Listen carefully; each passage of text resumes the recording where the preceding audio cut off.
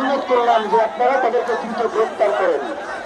এখন অনুরোধ না শুনলে কি করবে? অনুরোধ না শুনলে আগামী 24 ঘন্টার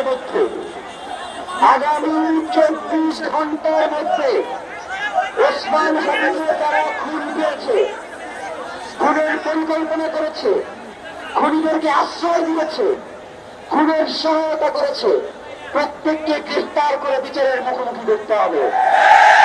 এবং এই যে বিগত 172 ঘন্টা সরকারের পক্ষ থেকে কি কি পদক্ষেপ নেওয়া হয়েছে আমরা জানতে চাই।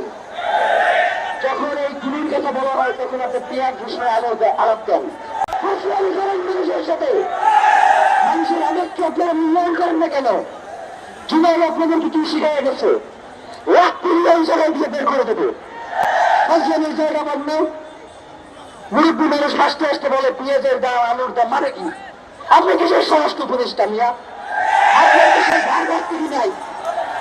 একজন স্বরাষ্ট্র উপদেষ্টার যে ধরনের ভার ভিত্তিক দরকার আছে এটা কি তার মধ্যে আছে?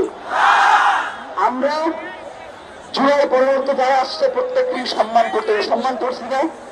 এই 13 বছর সম্মান করছি না? সম্মান করায় আমাদের কি উপকার হয়েছে? আমরা ওসমান হাদিকে হারাইছি। আমরা আর কোন ওসমান হাদিকে হারাইতে দেব?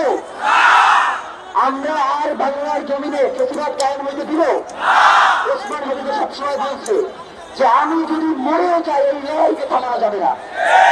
আমরা ওসমান হাদির এই লড়াইকে ইনশাল্লাহ আপনাদেরকে সাথে চালিয়ে যেতে। আপনারা রাজি আছেন না?